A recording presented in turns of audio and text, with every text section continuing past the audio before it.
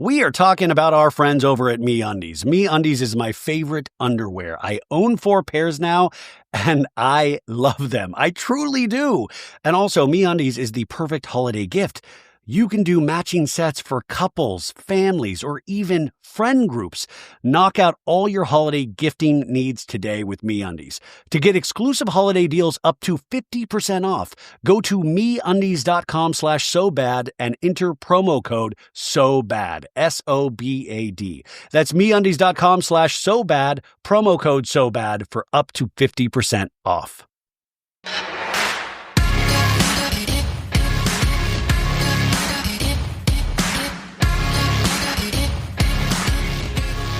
Folks, welcome to So Bad It's Good. This is your pal Ryan, and this is your Wednesday episode. It is hump day, folks. You have made it halfway through the week.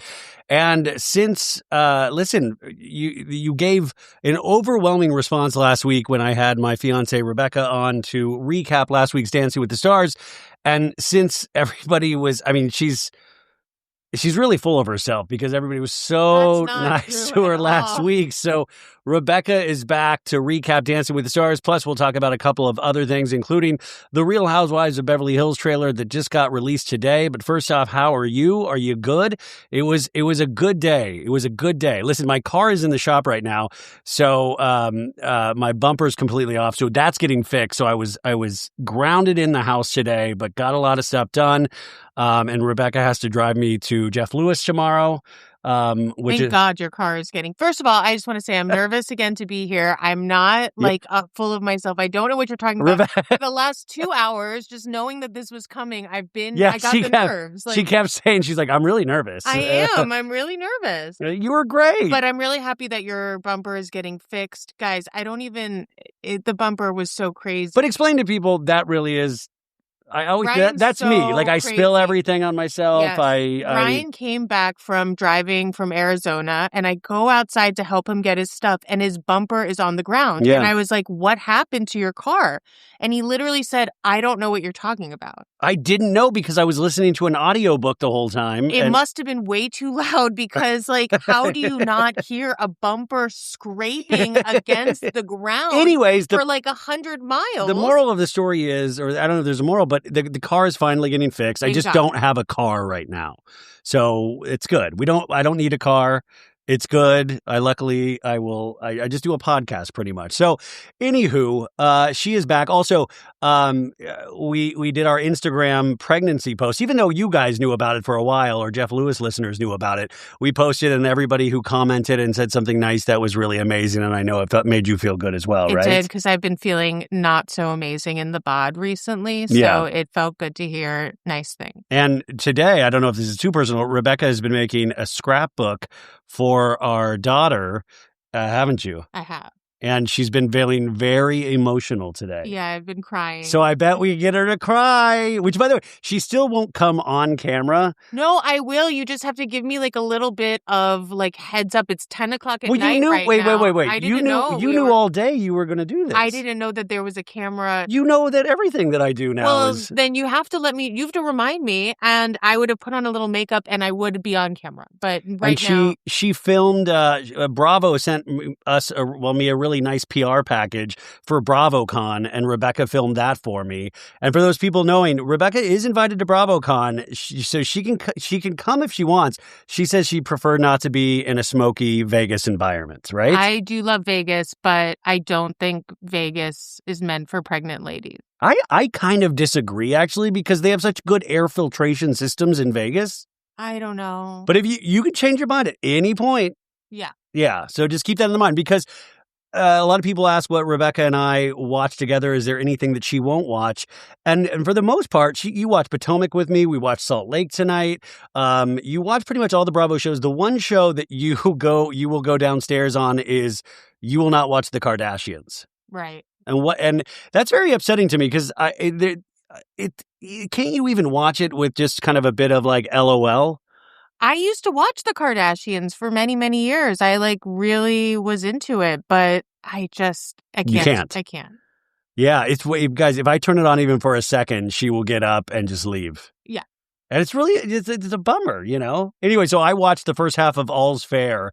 There's 3 episodes out on Hulu, and I watched the first half of 1 episode. So I can't give you a full review, even though it's exactly what I thought it would be.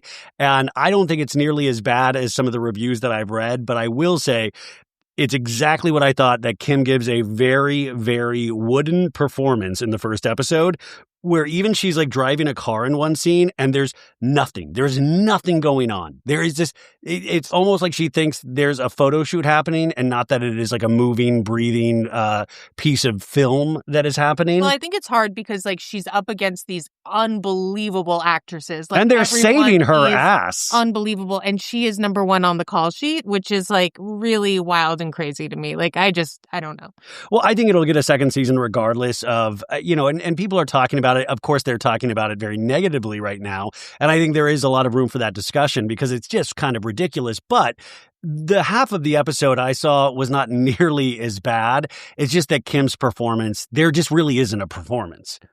It's like even Kim herself is more authentic than the performance she is giving. I just don't even know how she's doing this. Like, she's supposedly studying for the bar during this time while shooting. And like most people that are studying for the bar literally like don't even go to the gym. Like, they don't do anything else.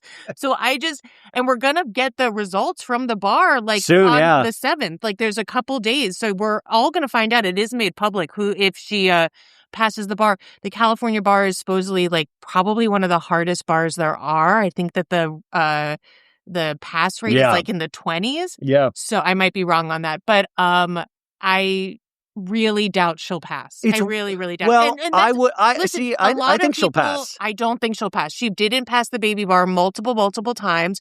It also really bothers me how she keeps saying, like, I graduated law school. I'm like, no, you didn't, actually. You didn't go to law school. You had an apprenticeship. Like, these are 2 very different things. As a lawyer, you should be understanding that those are very separate things. The way you hate on billionaires is so sad. It is so sad that you don't stick up for billionaires.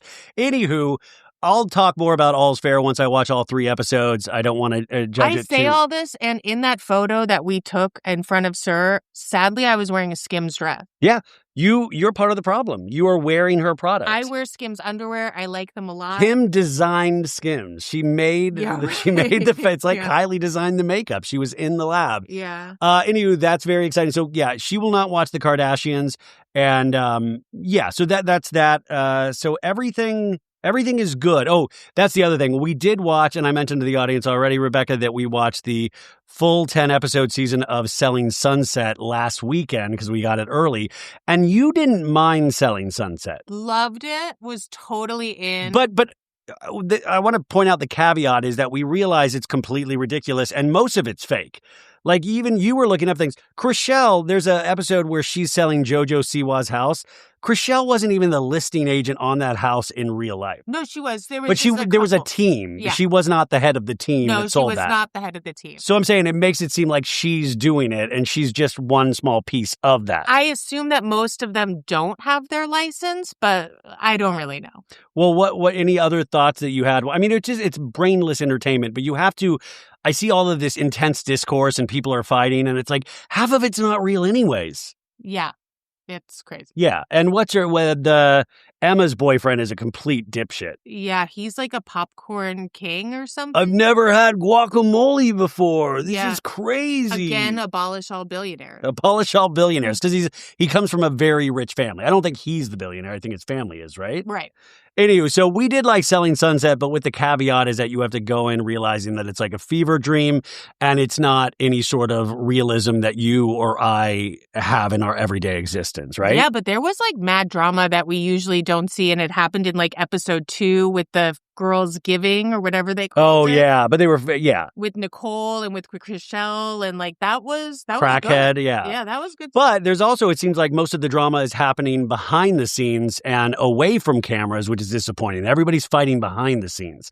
Like Chrishell is fighting with Emma and Chrishell is fighting with, like, she seems to be in the middle of a lot of drama. Well, hopefully we see some stuff on the reunion. Yeah.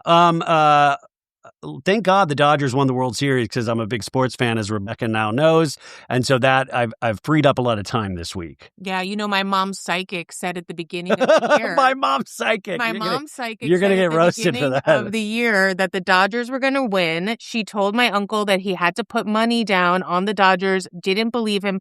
The whole time we were watching the last Dodgers game, they weren't doing well. They weren't doing well. We thought they were going to lose. And I was like, the psychic said they're going to win. And guess what? They won. Okay, but the crazy thing about that was I was so confused because I was like, your mom's not a sports person, so why is the psychic wasting? Like, I would be pissed if the psychic started telling me about something that I'm not involved with. I think the psychic was doing like an beginning of the year roundup. Yeah, but your mom doesn't follow sports, so why would that be a part of her roundup? Maybe she could have been putting money down on the Dodgers and winning money. I'm just saying it would have pissed me off. I'm like, okay, well, I don't really watch the Dodgers. I'm just telling you what the psychic said they were going to win, and they did. Okay, and then also tonight, just briefly, you're loving Real Housewives of Salt Lake City as much as everybody else, right? Love. Any quick thoughts about Salt Lake City or tonight? I mean, it's because we'll do a full recap on television, Thursday. And like the women of Beverly Hills, I hope they're taking notes on what should be happening. And it's just amazing to see the crossover with Below Deck.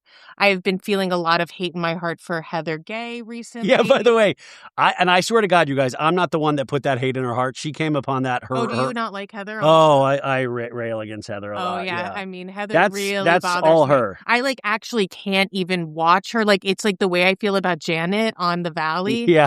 Is Ryan did not like that. Because Janet's always been really, I mean, like, I don't know Janet. Okay. I'm just saying I don't like her on The Valley, and I don't like Heather Gay, and I was really disturbed when I found out that Captain Jason, is that his name, Jason? Yeah, Captain Jason. Captain Jason, fucked Heather? No, I think they just made out. I am disturbed. I thought of Captain Jason as, first of all, he's a hot man. He can get anybody, and, that's what he's doing. This. See, I think this Captain Jason, he's sleeping his way to the middle. I think he definitely. I just felt that I thought he was better than that, and I'm horrified and disturbed. And what did you think about finding out that Lisa had told Angie K that Todd was making out with a girl while farting the whole time? I mean, my heart goes out for Bronwyn. I really, really like her.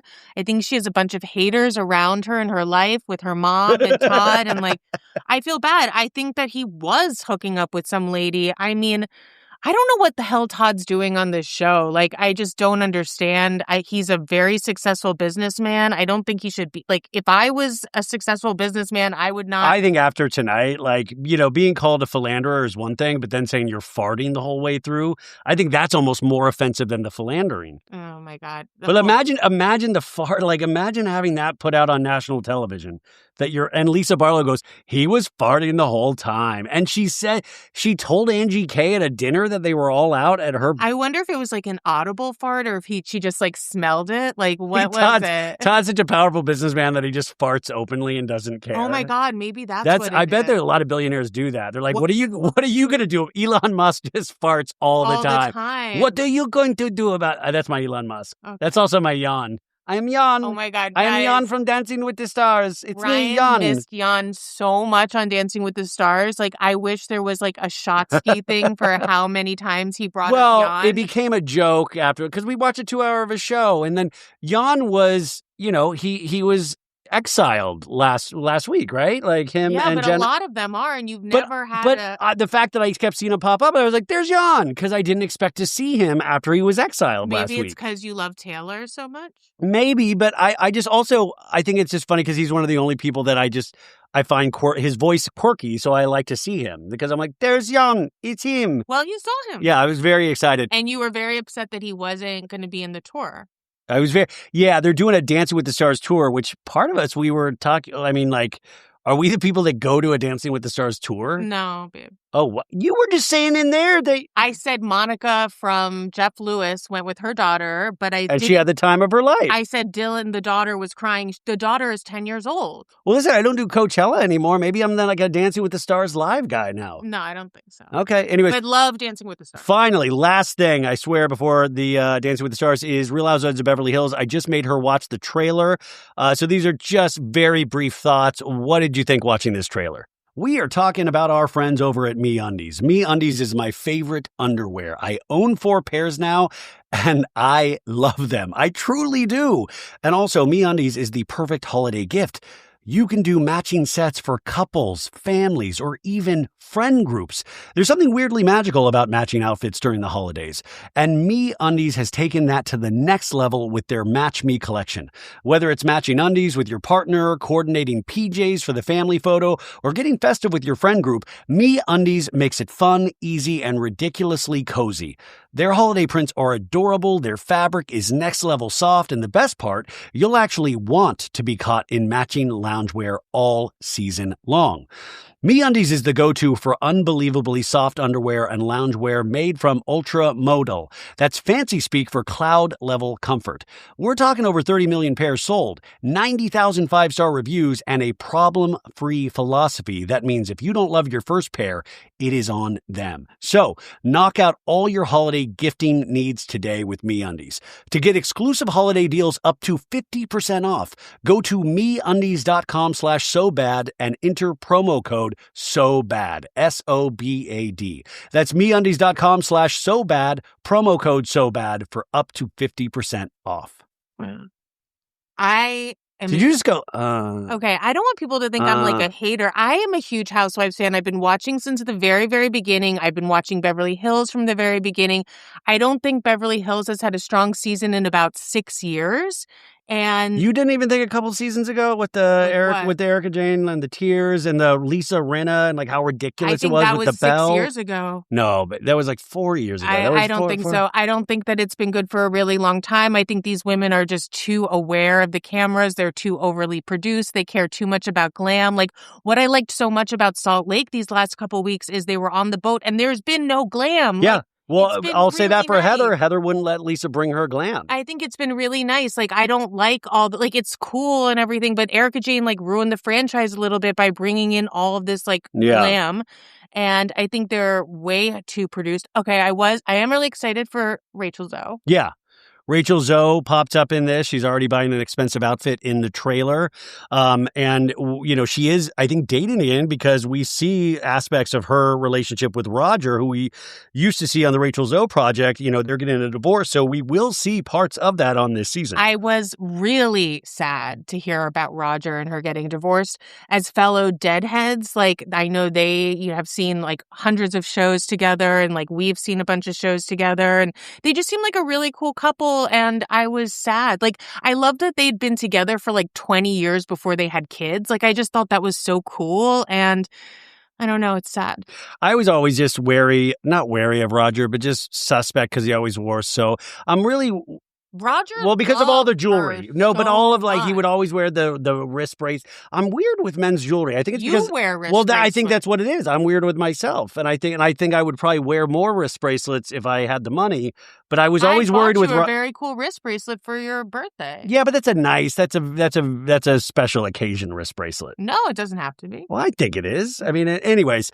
So we had the Rachel Zoe. We started that trailer off with Kyle going, oh my God, I could be into Brad Pitt or I could be into Angelina Jolie. Like, I don't care, Kyle. Just tell us you're a lesbian. Yeah. Like, I really don't care. And don't hide behind the bisexual thing. Don't be greedy. No, there are total bisexuals out there. I'm not saying that. But it's like, I knew she was going to, like, the softest of soft launches over 5 years. Because whatever's been happening in Kyle's life with her special friend has been going on for multiple years now. So it's like each season, she's just going to give us one little thing. And then next season, it's going to be like, oh my God, I love getting finger blasted by a girl. Like, Ryan. Sorry. Jesus. Sorry. Welcome to the show. Anyways, you know, we're going to get, like, it's going to be teased out. So like 3 seasons from now, she'll eventually be on a date with a woman on the show. We'll see. And did you see Mauricio had a scene with Dorit where Dorit was like, PK never text the kids. And he was like, well, I guess I'm getting different stories. You think they were on a date and hooked up? I would love, Rebecca. Oh my God. I would love, I mean, Dorit, I'm scared. This is Dorit's last season. Let's save the season. Let's save the show and have Dorit and Mauricio hook up. And by the way, if you sell that to them as saving the season, it gives them an excuse to actually do it because you know they would have a fun time. You know they would have a fun time doing it. And so if you gave them the reason of like, you'd save the show, and they're like, well, I guess we have to do it, Love Bean, you know? Remember when he called Kyle Love Bean all the time? I do. He's like, you're getting too many tattoos, Love Bean. So, yeah, and then we have a new cast member, not Rachel Zoe. Her name is, what is Amanda, did I tell you? I have no idea. I'll get into that more with you guys solo. But, yeah, it is funny, though. I did notice so many negative comments about the trailer. And I think I don't want to say we're at an exhaustion point, but it feels like the audiences are exhausted in some way. Because I just saw a lot of comments of like, this didn't do anything for me. Same old. There was no like, oh shit moment in the trailer. And I was like, I think Scandival and the Erika Jane and all that shit has broken people's brains. No, I mean, that stuff's been going on for a long time with Teresa and everything. I think that these women, I think it's hard in general when you've been on one of these shows for over 6 or 7 years. I think a lot of their plot points have been beaten to death. That's why OC does not work at all. Right. And just like, it's hard. Yeah, because there's not 6 seasons in of Salt Lake. It is still entertaining to watch these ladies fight. Like 3. But we've also brought in some really dynamic characters. Yep, Bronwyn. Mary Cosby finally decided she wanted to be there. Angie K ended up being great. Angie K was not good when she initially came on Salt Lake. I love Angie K. She's really worked her way up. I think Angie K is so beautiful. I don't know, maybe I've been in LA too long, but her work is unbelievable. You say that all the time. I know, you like her Angie face K. is incredible to me. Like, she's so tight. Like, she's 50, and that's good. You know what I'll say, and I don't know if this is work or just something's happening to me. I am starting to find Mary Cosby weirdly attractive. Okay. Well, Mary Cosby's been I think she's actually really, really well this season. Like, dressing really, really well. Is that crazy? Yeah. It is. Okay. I just want... anyways, the Beverly Hills, it's going to premiere December 4th, which is... you cheated on me with Mary Cosby? Wait, hold on. And you find out because I smell like hospital or something like that? My God, I give you permission to hook up with Mary Cosby at BravoCon. It's indecent proposal. One night, $1 million. I give you permission. Yeah. And then she's like, you call me and I'm with Mary. And she's like, is that bobblehead? Bobblehead? Yeah, because you used to call Whitney bobblehead. Oh. Like, what's up, bobblehead? Okay, folks. Another hottie. My God, Whitney. I'm like living for Whitney's red hair. Sadly, it seems like she's blonde again, but I think she should have stayed with the red. I told Rebecca this during the show, and I'll talk more about this on the recap on Thursday, is that do you notice how a lot of the women are forming friendships with each other in different combinations, and Whitney is the only one that seems like it's not that she even recognizes she's on an island, but the only person she seems to be really close with is Heather, and she doesn't really have a lot of outside relationships that you see on the show. And I thought that was really interesting to think about, because if you think about Bronwyn, she kind of like, she has... Bronwyn friends with? Well, I mean, she did as well. Now she won't do scenes with Brittany anymore, but she will do scenes. Even Heather said, I was wrong about Bronwyn. I'm having such a blast with her. There's... Shut up, Heather. There's open pathways for those relationships. God. Speaking of people's looks, sorry. What? Guys. Say it. I mean, no. Say it. I'm a woman. I support other women. What? And I also support plastic surgery. Oh, no. Like 100%. But I think that when you work at a med spa, like if I worked at a med spa, I would be getting injections once a week, like 100%. And I think that is what has happened with Heather Gay's face. Her cheekbones are so like chiseled and defined. I don't know. It freaks me out. Yeah, Rebecca told me this a couple weeks ago. Or what's the saw? Yeah, it's just too much. Well, Rebecca said this to me the other week, and I don't realize sometimes when people, because I just thought she had lost weight and she had naturally. She has lost a lot. But I thought she had naturally intense cheekbones. And you said a person at that age cannot have that defined of cheekbones without work. Yeah. I still think those might be her natural cheekbones. No. Okay, well, agree to disagree on that one. Beauty Lab and Laser really doing it. Is harming people potentially. Anything that we say on here is a joke, folks. Don't take anything that we say seriously. And now that goes for Rebecca as well. Oh my God, I wish I worked at Beauty Lab and Laser and I had filler in my face. But that's how it starts. You wish you would work in someplace and then you just start giving yourself free procedures and you go over, like it just goes crazy. Yes. Okay, so Dancing with the Stars, folks. This was another really good night. We were very excited to watch this. This was Rock and Roll Hall of Fame night. So they were all dancing to rock songs. We had a very celebrity guest judge, Flavor Flav.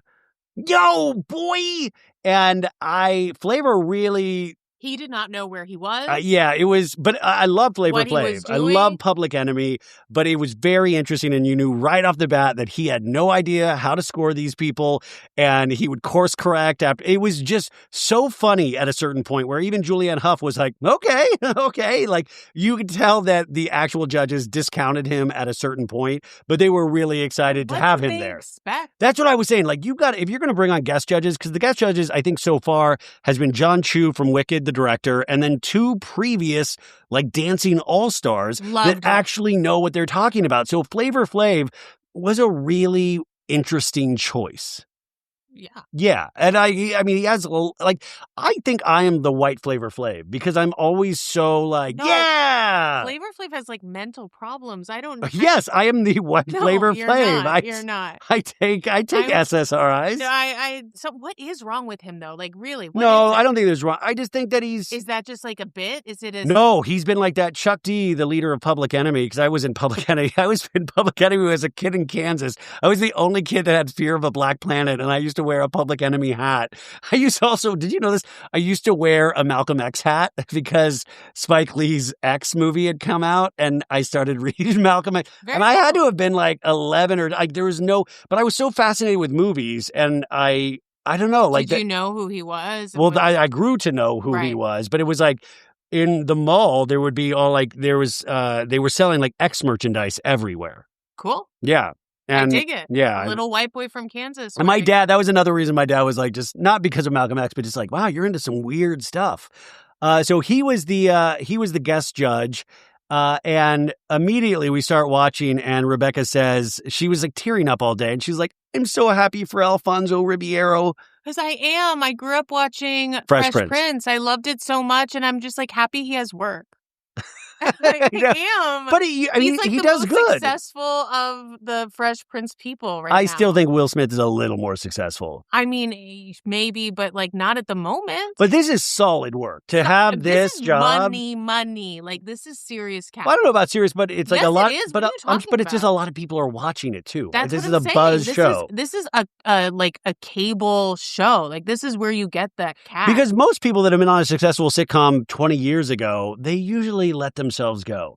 And in fact, I will give it also up to Alfonso Ribeiro because we have not gotten a Fresh Prince of Bel-Air rewatch podcast, which if he didn't do this, you know he would be doing that. Because if you're on a show. He is giving us the Carlton. Yeah, he gave us the Carlton tonight in a special dance. I noticed in the crowd we had Tanner and Connor from Love on the Spectrum, a show on Netflix that Rebecca and I love. Shout out Tanner and Connor. Yeah, that was really awesome to see them in the audience. Tanner makes me cry too. Yeah, he's amazing.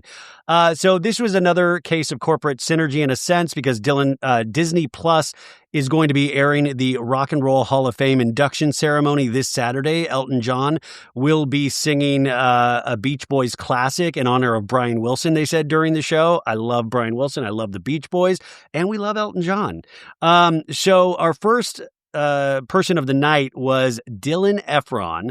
And Dylan Efron was dancing the jive to I'm Still Standing by Elton John. And Dylan says he still has a little PTSD from last week because he broke his nose last week, but he knows that he needs to be 100% committed. His partner, Daniela Karagach, they, just pointed out to Dylan that Bruno Tonioli, one of the judges, was in the 1983 music video for I'm Still Standing, and they showed this. Daniela said stamina was the key to the jive.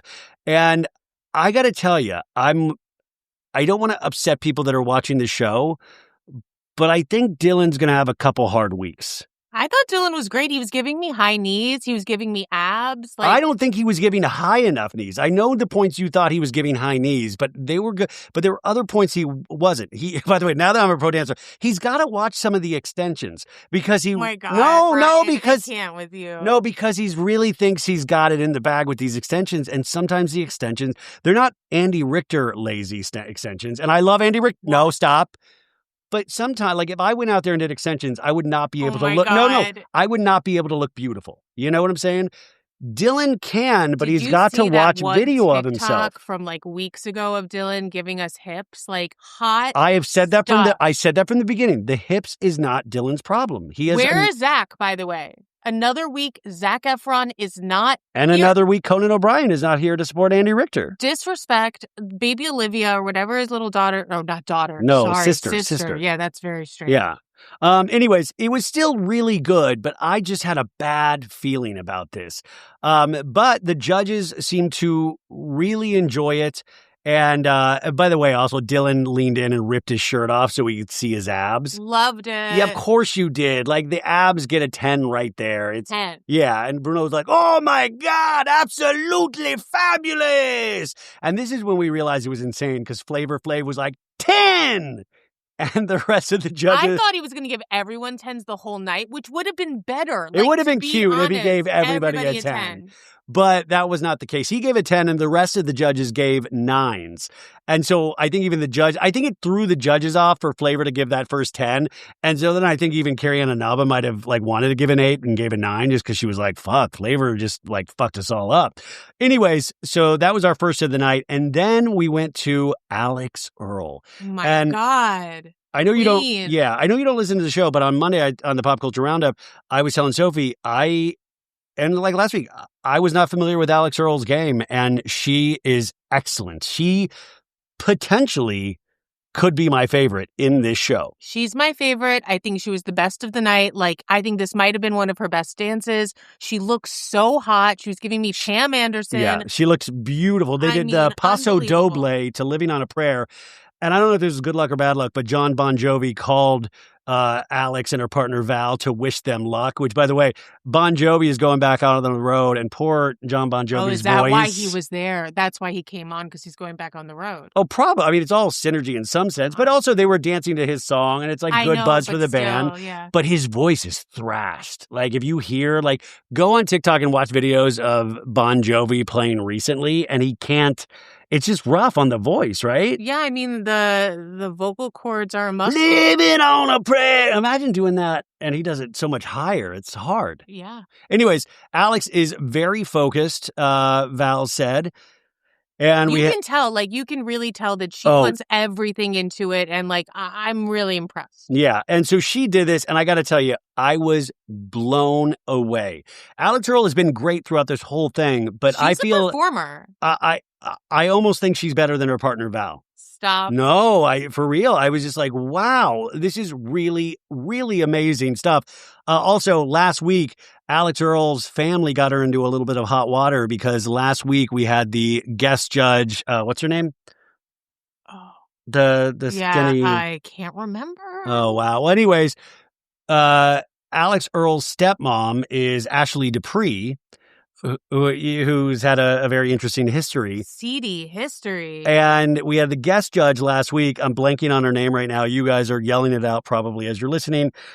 And anyways, there was a video of Alex Earle's stepmom saying, oh, that girl takes too much Ozempic or something like that, right? Yeah, she was saying... And she put it out on social media and saying some really nasty things. And we Alex talked about it last week. She's been that girl who I can't remember her name. I'm so sorry. She's been getting a lot of negative comments on her social media about her weight, and I've been feeling really bad. And I mean, Ashley Dupree has been saying some cuckoo banana things for the last few years. I mean, if you've been following the Earls, I don't. Whoa! I mean, it's embarrassing. And Ashley and her sister Ashton, I think her name is, both have to come out and been like, I don't know, stepmom's a little kook. So, and if everybody doesn't know how she was brought into the spotlight, I mean, should we say? You would say. She was a call girl. Yeah. And was cheating with... Was it Elliot Spitzer? Oh, no, with Anthony Weiner. Anthony Weiner. Was it Anthony Weiner? Yeah, it was Anthony Weiner. And yeah. And then I think there was I think she cheated with Alex's dad as well. So she's had a seedy past. And some interviews have come up recently where she's like, yeah, I've done drugs. I've fucked guys. Yeah, she was a former call girl. Yeah. Yeah. And listen, I'm totally sex positive. I love sex workers. I think it's great. Yeah. Yeah. So, yeah, yay for Ashley Dupree. Except you shouldn't say things online that are going to get your daughter in trouble. She's crazy and needs to calm down. I love it, except she's crazy. Anyways, I was like 10s across the board on this. And the judges gave all 10s. And then Flavor goes 9. And I think everybody was thrown off because this deserved, I think, 4 10s. And Flavor had just given the Efron boy a 10. So this was a no-brainer to give her a 10. And he gave her a 9. It was insane. And then it made me laugh hysterically. Next up, we had the heart of the show, as people call him, Andy Richter. And Andy Richter was doing a contemporary piece to God Only Knows, one of my favorite songs of all times by the Beach Boys, also used beautifully in the film Boogie Nights, which I love. And this was, a contemporary piece, and it was supposed to get rid of his funny and just be a serious piece. And Andy in his video package said he knows that he has to keep getting better and that, he saw people that he didn't know, fans celebrating his birthday last week and said, like, I'm doing this for them and they're wishing me a happy birthday and they don't even know me. And like, just thought the whole experience, you see how happy this has made him. And he was choking up as much as Rebecca has cried today. And this last week was his 59th birthday. And so they start this dance, and I'm always really worried for Andy to dance because I just know how many people have opinions about his dancing. And so they're really watching for him. They're either rooting for him or they think it's ridiculous that he's still here. And it seems like people are insanely mad that he is still here. What is your take on this, Rebecca? Because you watch those TikToks where they're like, oh my God. Yeah, I mean, I guess, listen, I'm a new viewer, so I don't have all of the knowledge of it, and it seems like the people that have put in the Would it be the OG people that you think are the most upset? I think are a little upset about it, but I mean, I love Andy, and I think he's really heartwarming, and I just knew he wasn't going anywhere tonight. I just knew it. Yeah, get over it. I mean, but by the way, I have no problem with it because I like Andy Richter, and I also think it is about giving it your all. And seeing someone progress, and he has progressed a bit. Now, listen. A bit. Seeing Alex do her, amazing dance, and then seeing Andy, do a couple two-steps, it's obviously, totally different situation. Well, I don't think there is a world in which it comes down to between Alex and Andy at the end. Obviously, we will have to say goodbye to Andy in the next 3 episodes. Yeah. Yeah. Maybe 2. Maybe. Yeah. I mean, but it's not going to get to that point. So it's like, I want to enjoy the ride, and he's inspiring people. He's making people happy, and get over it. Oh my God, he made me cry. I don't know. Maybe it was the song you're crying about I don't know. I just felt things, and I just think I was hiding my eyes through a lot of his dance because I was just really nervous for him. I was more nervous with the group dance with him. Yeah, that was very nerve-wracking. But he told a story. He wasn't doing the funny face and the wink to the camera a lot, and I thought it was successful in that sense. Carrie Ann praised that he profoundly embraced every moment of the competition and is showing people what it feels like to learn to dance, which I thought was an important point too, is that this show should inspire us to be crazy and be like, well, maybe I should try dancing. Not to be on Dancing with the Stars, but maybe it might be good for your overall mental health, or it's like taking up pickleball or something, right? God, you mentioned pickleball. Because I want to try it. Do it. I don't know who to do it with. I told you I would do it with you. You said you were so it's like watching the Kardashians. You said you didn't want to do it. That's not true. You were like, ugh. That's not true. It is true. No, it's not. That is not true, audience. Okay, I'll do pickleball. I've asked you this so many times. I told you I would do it. But you weren't happy about it. First I said, let's do tennis. Yeah, but I don't think I can do tennis. I want to do pickleball. All right, whatever. Anyways, maybe we'll do dance instead.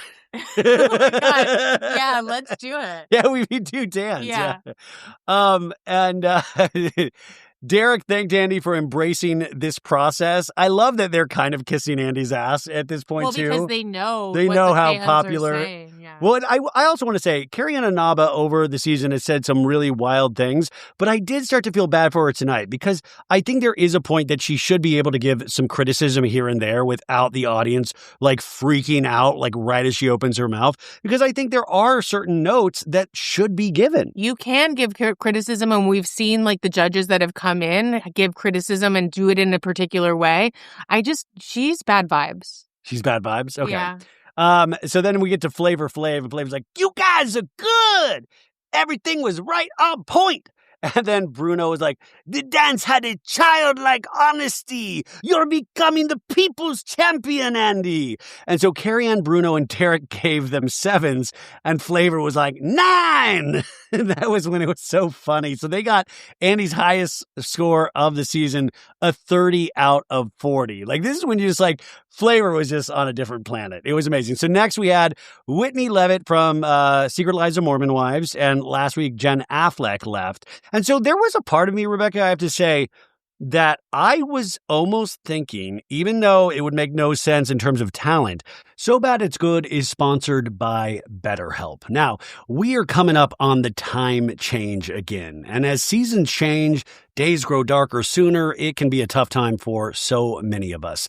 This November, BetterHelp is encouraging everyone to reach out, check in on friends, reconnect with loved ones, and remind the people in your life that you are there. Just as it can take a little courage to send that message or grab a coffee with someone you haven't seen in a while, reaching out for therapy, that can feel difficult too. Trust me, I've been there many times, but I can tell you that it is worth it. And it almost always leaves people wondering, why didn't I do this sooner, right? So go connect with somebody. It's something that I have to remind myself to do and not just be podcasting all the time. To take these moments to reach out to somebody, to talk to a friend, to talk to a therapist. And BetterHelp is a great place to start. BetterHelp therapists work according to a strict code of conduct and are fully licensed in the U.S. BetterHelp does the initial matching work for you so you can focus on your therapy goals. A short questionnaire helps identify your needs and preferences, and their 12-plus years of experience and industry-leading match fulfillment rate means that they are typically getting it right the first time. If you aren't happy with your match, you can switch to a different therapist at any time from their tailored recommendations. With over 30,000 therapists, BetterHelp is one of the world's largest online therapy platforms. They've served over 5 million people globally, and it works. With an average rating of 4.9 out of 5 for a live session based on over 1.7 million client reviews. This month, don't wait to reach out. Whether you're checking in on a friend or reaching out to a therapist yourself, BetterHelp makes it easier to take that first step. So Bad It's Good listeners get 10% off their first month at BetterHelp by using BetterHelp.com/SoBad. That's BetterHelp.com/SoBad. I was like, what if Whitney goes home tonight? I'm scared for Whitney. Well, because you're like, well, Secret Lives of Mormon Wives, maybe they were splitting the vote, right? You know, because you had certain fans of Mormon Wives and certain fans of Jen, certain fans of Whitney. And so now Jen, I was just thinking maybe they were at the same popularity and it was close, but no. Disagree. I don't think they were in the same popularity. I don't think it was ever close. Like, Whitney was so much better, but there's been so much hate with Whitney. Like, people are comparing her with, like, Hilaria because, like, she knew how to dance before, which, like, please, guys, like, let's not compare. Well, if you want to do that, I mean, Jordan Childs is the person. I mean, like, if you're competing with, like, a gymnast, I mean, that's... Right, but no, Whitney went to school for dance as well. Like, she went to college for dance. And I don't think we should compare the two.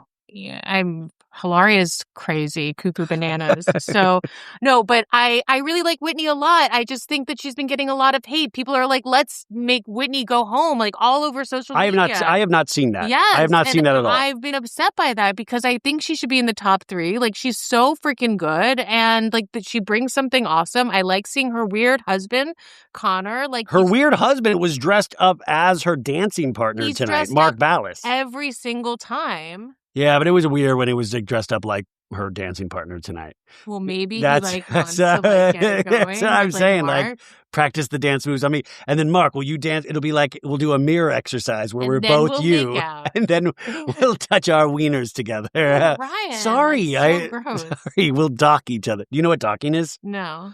Oh, I did a sketch in the Groundlings where we were at an escape room, and we were two brothers. Oh, my God. We were two brothers that thought we were, like, really good at escape rooms, and we thought every clue meant, it's docking, dude, it's docking. And docking is when you take the foreskin of one penis and you put it over the head of the other gentleman's penis. You've actually told me this, now that you've said this, yeah.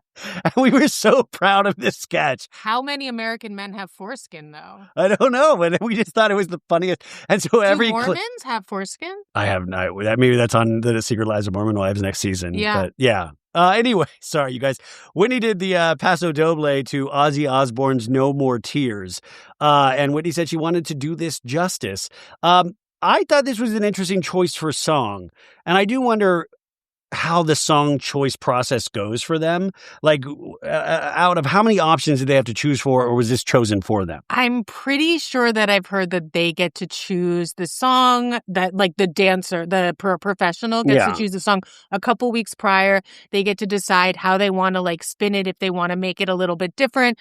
And they're also like choreographing it weeks prior. Well, it's just because No More Tears, that's a good Ozzy Osbourne song, but my God, I would have loved to seen her dance to like Black Sabbath, like Iron Man or something like that. I could have really seen that, but it was No More Tears, which is good. And Mark said he wanted to include a lot of traditional techniques to amp up their Paso Doble from the others in the competition that were also dancing this. And listen, Whitney, if there's one thing she's going to always do is give good face. Is that really... Whitney gives me face. It's what Alex Cooper thinks she's doing in her videos. Earle. No, Alex Cooper. Oh. I mean, Alex Cooper, she's always doing those silly little videos that I find, I'm like, oh my God, you're just overacting. Whitney does that TikTok shit like the face. But sometimes I feel like you're doing so much face that I'm not getting enough of who you are inside. I don't know what you're talking about with Alex Cooper. Alex, she's always doing those stupid videos. Like she did that Housewives one with Andy Cohen last week, or she was trying on the dresses. I didn't see it. I always say like the style of acting she does is almost like we're now glorifying the Kim Kardashian era of acting. Alex Cooper's like the luckiest girl in the world, legitimately. Yeah, but I think she's worked really hard. I'm not saying she And by the way, I did enjoy the Andy Cohen interview last week with her. I thought that was good. I thought that the Kim Kardashian one was good too. I thought that was interesting. I didn't listen to it. I just saw clips. I watched clips while I was on the treadmill. Yeah, so... Anywho, sometimes the face is so much and it's so... See, I feel bad. I talk so much shit about the Kardashians, but I'm wearing Skims. I watch the Kim Kardashian. Yes, you are part of the problem. Yeah. Yeah. We're all part of the problem. Yeah. Anyway, but it is a good product, you said. Oh, yeah. But Kim didn't invent it. She just... No. It's another thing where like a woman has created this. I can't remember her name, obviously. And Kim then she helped with the finance, which is like all's fair. She's the one, like with Ryan Murphy, was able to secure the financing. Ryan Murphy does not need Kim Kardashian to get financing. Like he is the biggest guy out there. What are you talking about? No, but I think it's an easy... Because Hulu's already in bed with the Kardashians. Who wants Kardashian? Like who wants to see Kim like that? I think it's embarrassing. I'm sorry. Well, it'll be interesting to see if and you have Sarah Paulson, who's like the queen. Amazing, you have Glenn Close. You have Tiana Taylor. Like you have these people who are just so freaking. They're A++. Yeah. Well, I mean, but this is what's going to be interesting to see if Kim actually commits in the face of this much negativity, which she's gotten a lot of negativity before. Kim is like a 10 like movie deal with like all these. What'll be interesting to see is that if she eventually gets tired of getting her ass kicked in reviews and like, well, I passed the bar. I'm just going to be a lawyer now. I'm just going to be a lawyer. I don't think so because her whole life she's been getting kicked in the ass. Like she wanted to be a model for so long. Everyone said she would never be a model. And then she was on the cover of Vogue. Like I think that's like her story, right? Yeah. So yeah, this was the dance began with spiderweb graphics covering the floor and whipping the skirt like Alex Earle and Derek tries to sometimes act like Bruno. He's like, the ballroom is officially on fire. Okay, he's been acting like Bruno so much. But he doesn't have the accent, so it doesn't work. And Derek actually is a good dancer, so I would love to actually... So is Bruno, isn't he? He is a good dancer, but I'm just saying Bruno's like the Kramer of Dancing with the Stars. Didn't Bruno like create Strictly Ballroom? Yes, all of that stuff. But the audience mainly knows him for being crazy on Dancing with the Stars. Guys, Derek didn't shave his head. Guys, last week he was like, it was a joke. And I kept explaining to Rebecca, it was a joke. He wasn't really going to shave his head. And you were like, he didn't shave his head. Yeah. Anyways, Flavor Flav was like, charisma was great. The moves, the timing was on point. You hear me? Great job. He said, you did a lot that I wish that I could do. Bruno took off his jacket and he was like, artistically exquisite. Bruno was showing nips. Yeah, Bruno's nips. Yeah.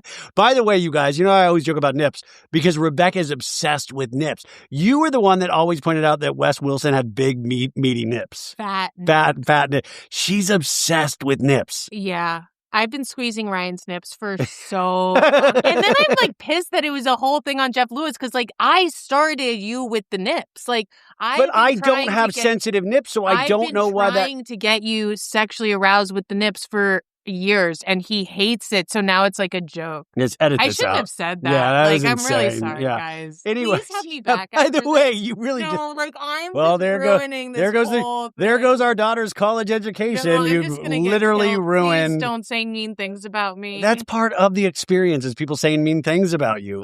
God. Derek, Flavor Flav, and Bruno gave them 10s, and Carrie Ann awarded them a 9. So they got a 39 out of 40. They tied with Alex Earle for the top score in the ballrooms thus far.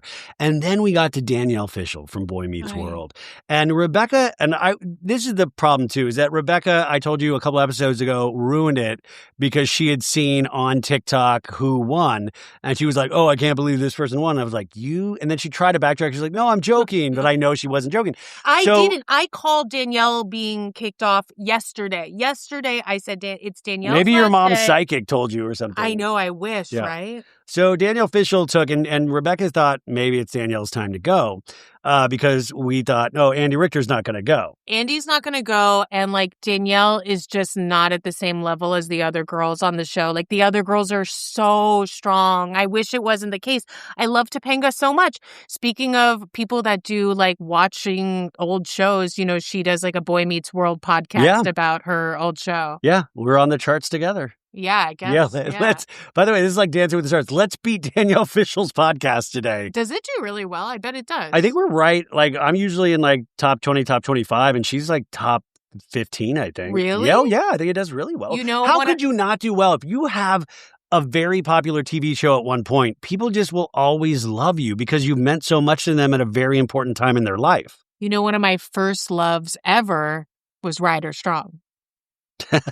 Like really I think a lot of people love Ryder Strong. I used to like write his name out like on books and stuff. Like I like loved Ryder Strong. Did you have impure thoughts about Ryder Strong? No, I was like a child. It wasn't like weird. I was like a child loving Ryder Strong. Yeah, but you were writing his name out. Were you writing Rebecca Strong? I probably was. Yeah, definitely. I loved Ryder Strong. So Danielle in her package video was reacting to last week's comment by Carrie Ann Inaba, calling her a tiny little woman and needing to use the space more by saying she's big on the inside. Oh my God, they said she had cancer last year. Yeah, where she'd gotten over, battling cancer. I didn't know that. Danielle and her partner Pasha danced a contemporary to Dream On by Aerosmith. And Danielle said the song inspired her to live out my dreams because her cancer diagnosis last year showed her you never know when your time is up. And that, I was like, that little piece, I was like, maybe she's not going to go home tonight. No, when she said you never know when your time is up, I was like, girl, stop. See, I thought, to me, I was like, did they write that for you because they knew you were done? See, we watch on West Coast time, so the voting is already over, and we don't, Which I hate. Well, we've got to set an alarm so we vote at the right time. It's always the same number, I think. Anywho, I thought that might have kept her there because that's like a real deal of like, if you battled cancer and you beat it, like that's something, you know? She looks so beautiful. She looks amazing. Yeah. Are you kidding me? Anyway, she said she's remained incredibly positive since her diagnosis and feels really proud. And she says she doesn't often feel that way. She said that through tears. So they took to the ballroom and used up the space and filled it. And it was good. But I think we're just, but it wasn't. I mean, good. But it's hard though because you have clunky. It's better dance wise than Andy because she's at a different proficiency level. You can't compare Andy like you can't compare Andy to Alex. Like it's obviously, just totally different. Like and it just was. Clunky. But I'm saying we root for Andy, but we root for Danielle the same way too. I mean, I guess. Well, yeah, it's hard. It gets hard at this point. Anyways. Bruno told Danielle that we're all with you. Life can be a bitch sometimes, but you don't give up. He said they had a tiny mix-up in the routine, which I saw. Rebecca was like noticing that I was seeing things that she wasn't seeing. Ryan sees things. Yes. Like, he really does. I'm not like a complete doofus. Like I did actually see things. Right. Right? You're not going to expound on? Tell the audience I'm not a complete doofus. Not a doofus. What am I? Amazingly smart. Oh my God. Carrie Ann then said she would like to apologize if her words last week offended Danielle. And she goes, you may be small, but you do pack a punch. I do believe in you. And she thanked them for transporting her in their performance. That would be funny if afterwards if Danielle actually did hit Carrie-Anne and said, "Do I pack quite a punch, Carrie-Anne?" Nothing from you on that? No. I thought I would get like a laugh at it. Anyways, Flavor Flav was like, no. Carrie-Anne and Flavor Flav gave them 9s, while Derek and Bruno gave them 8s. So that's still a pretty good score. They had 34 out of 40. And then we have Elaine. Elaine Hendricks, obviously, I don't know if you guys know, she was in The Parent Trap. And she was transported off by the ambulance last week. She couldn't perform, and it was so dramatic. But at the same time, she did so good the week before on the Wicked night, and she still got through, even though she wasn't there. They used her rehearsal performance. They keep saying she's a film and TV star. I don't know what television. She's done a lot of TV. She's like one of those. What? I don't know, but she's one of those people that I'm sure has a very lengthy resume. I guess you're right. You know, like totally. But it's like just we all know her from The Parent Trap. Right. Yeah. So, I love The Parent Trap. Yes. Anyways, she's back, but even in her package, you know, she had to rest up for a couple of days, and they didn't know if it was like a complete tear, like under the ribs or just a strain, and they wouldn't know. And so Yes, Alex Earle has had a rib strain this week as well, and we don't see her complaining. Well, she's younger, and it's easier for her to heal. Years. Like Elaine's like 55 years old. Same thing, a muscle tear. There's been something going on. She had to get an x-ray. Pray for Alex, you guys. Yeah. I didn't know that. That really happened? For real. Well, anyways, the package it was a little bit of a misdirect, which you see in reality TV a lot, because it almost seemed like we were going to watch her like completely falter, because she was like, remember in the package? She was like, and she was having to like move slowly. And so it made you worry about her a little. I was hoping she was on the good drugs. Yeah, well, that would be great. Of like, what are you on tonight? Yeah, right. I'm on Oxy. Oh my God, wouldn't it be great if she was on like human growth hormone to heal herself? I mean, I'm sure she's on some hardcore stuff. You know, those doctors at like film and TV don't mess around. Yeah. They will inject you with like back in the day, like they did it like MGM with like Judy Garland. Like they really kill people. Elaine Hendricks has been up for like 72 hours. I wouldn't be surprised. She said that she's doing everything she can to heal. So that probably includes like the dark web stuff.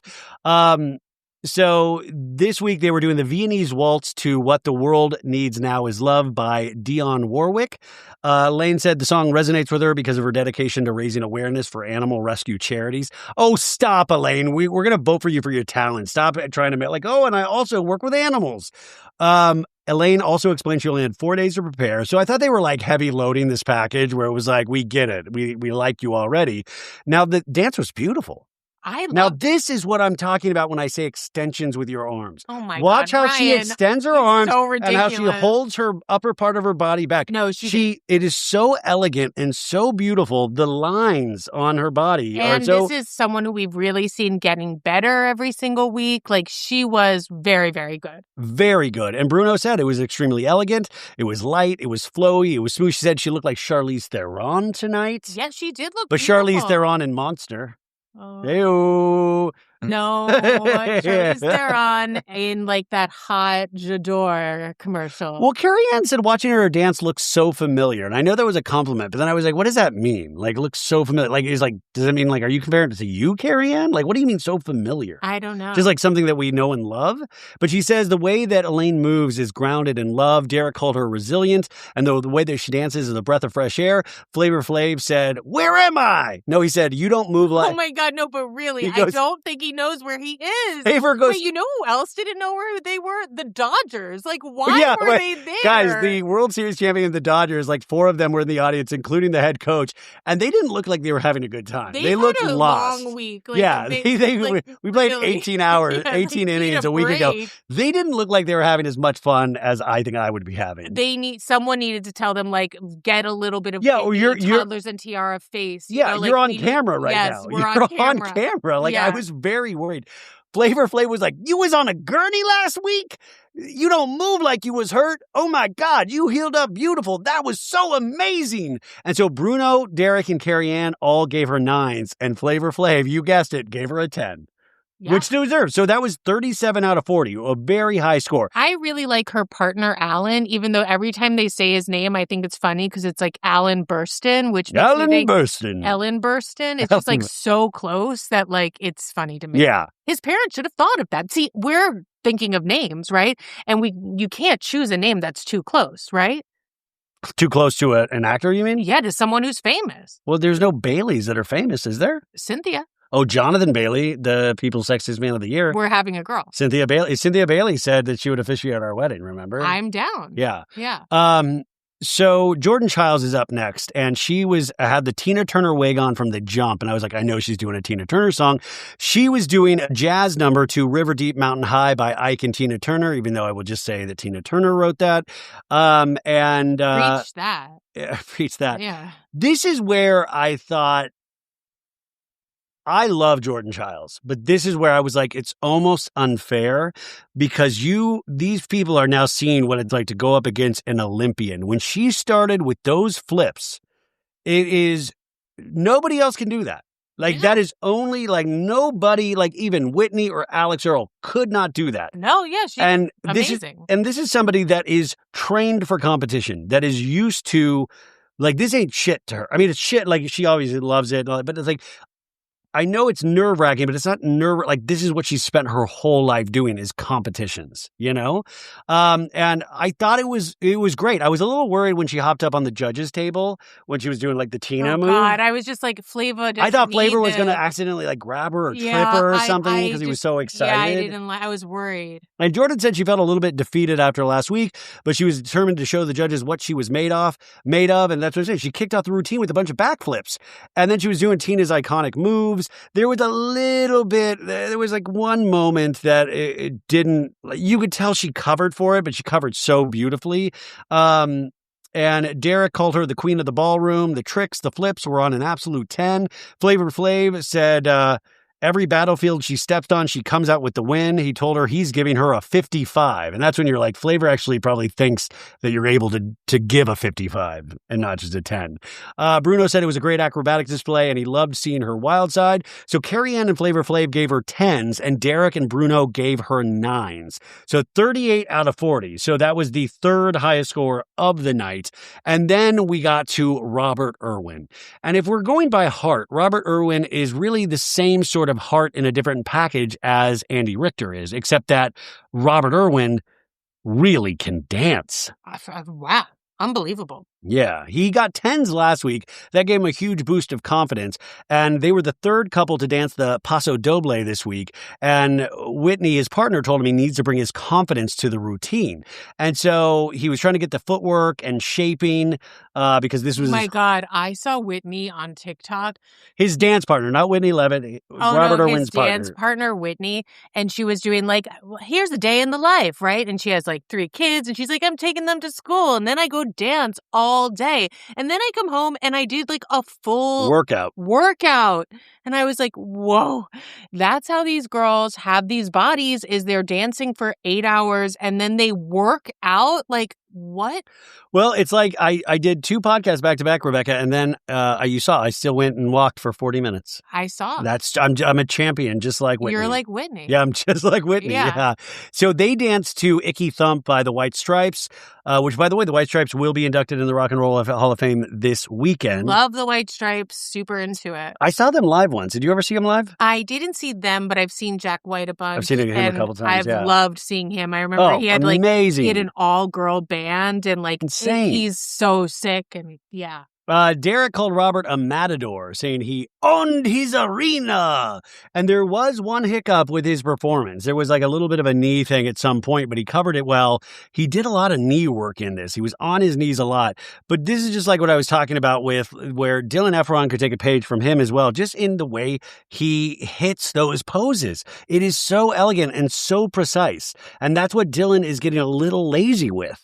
Just amazing. I mean, Robert has never performed in his life. He's like been working at the zoo and here he is killing it. Like, is this really true? He's never performed in his life? I mean, I think he's like 20. Because his sister won Dancing with the Stars. Yes, and that's what gave him the one. But that was like, he was like 11 when that happened. Yeah. I wonder if are those the only 2 Irwin kids? Yeah.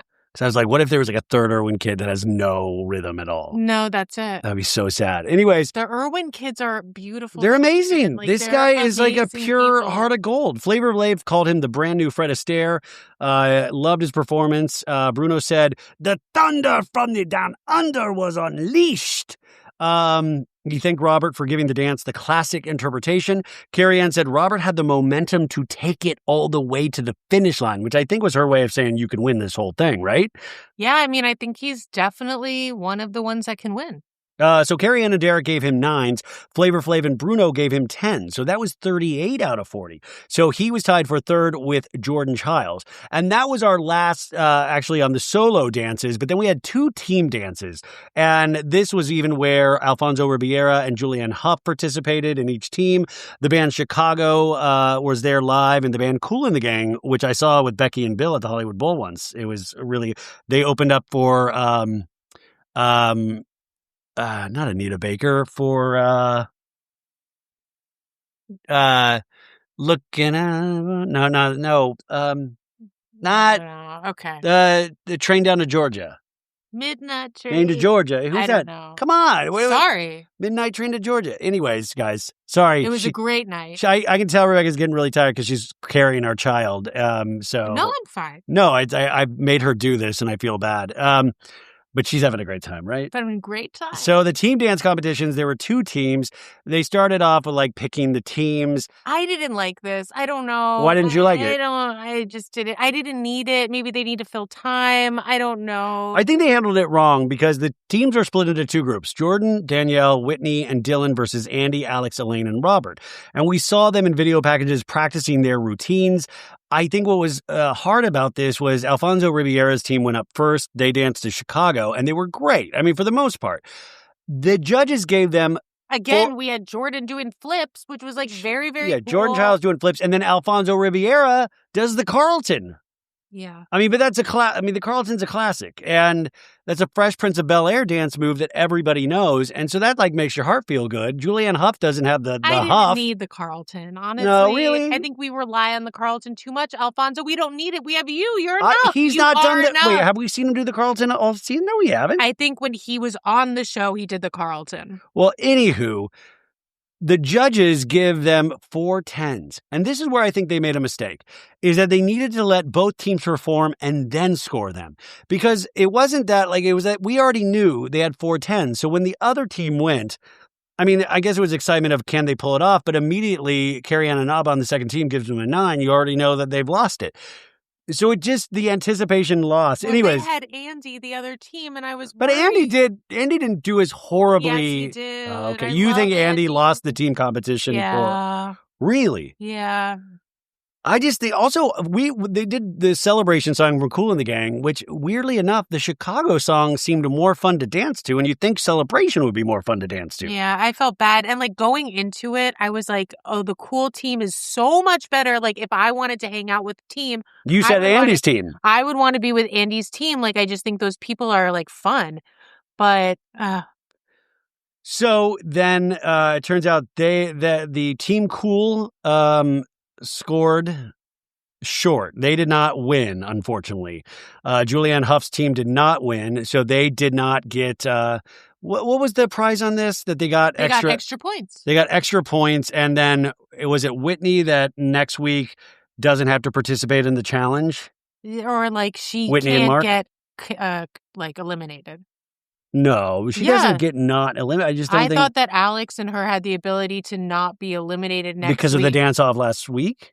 I don't know. I can't remember. Sorry, you guys. No, because they're the top. They've been the top for the whole season. The top numbers. Okay. Well, anyways, we got to the exit finally. The people voted. They didn't say tonight that we had a record-breaking vote. Whoa, you're right. Oh, my God. But maybe that's because people actually had to vote in real-life elections today. Maybe they didn't say that. No, but that's really crazy. They've been saying that they've every been saying single every episode. Week. So that means like we haven't. Maybe people were tired of doing real voting today. Yeah. We need to be voting. Yeah, all voting. So anyways...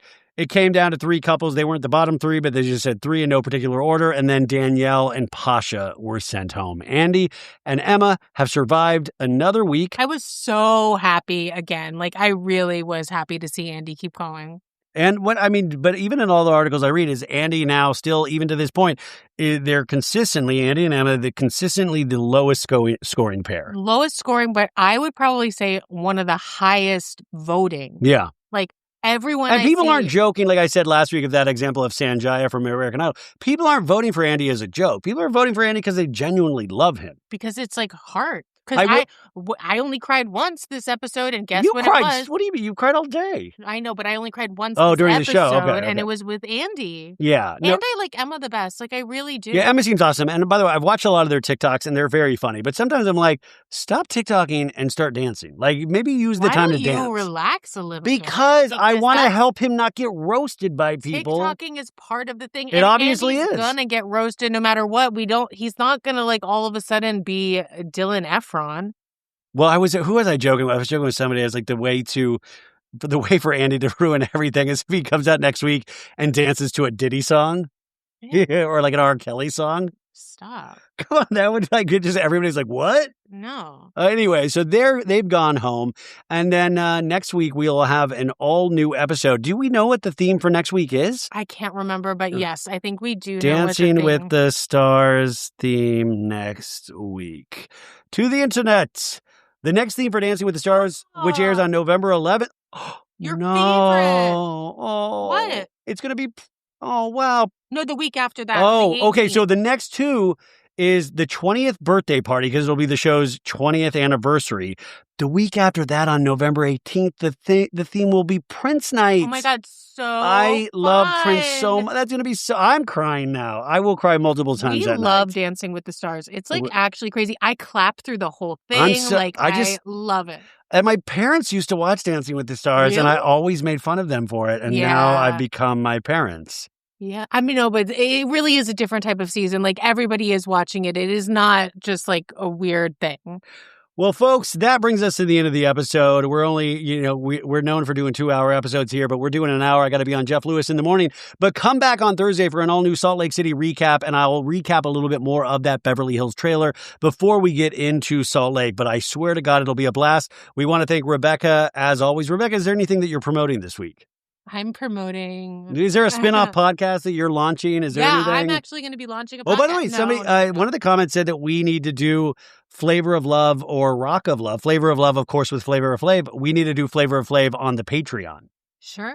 We should think about that. Such a mess. Rebecca does a Patreon, like a series on Patreon. VH1 at that time was really giving us like so much at that time. They were giving us Rock of Love. They were giving us Flavor Flav. Are those shows Celebrity? What was it? Celebrity Intervention. No, the other one. The Surreal Life. The Surreal Life. Like, and remember, Flavor Flav was hooking up with Brigitte Nielsen. You big lady. Okay. That's what he said. He would go, you Vern big lady. Was like Vern Troyer was pissing on his motorized chair in the corner. That was reality TV, Rest not in peace, this Beverly Hills stuff that's so produced. Like, I want to see the real stuff. Like, can we get VH1 back? I think it's just luck of the draw, and that's why you invest in these teams, these housewives, because eventually you're going to hit upon a great season where everything works. What do you think about Rhode Island? Do you think that's going to be any good? I mean, I wouldn't know truly, you just don't know until you see it. When does that come out? They haven't given us a date. I'm sure they'll give it to us at BravoCon. I'm sure we'll see a trailer or a first look. Okay. Yeah. I mean, we'll see. So I felt weird about Salt Lake when they announced it, and now it's like freaking amazing. This season, there has not been. And by the way, I will say certain elements of the second and third season I didn't love.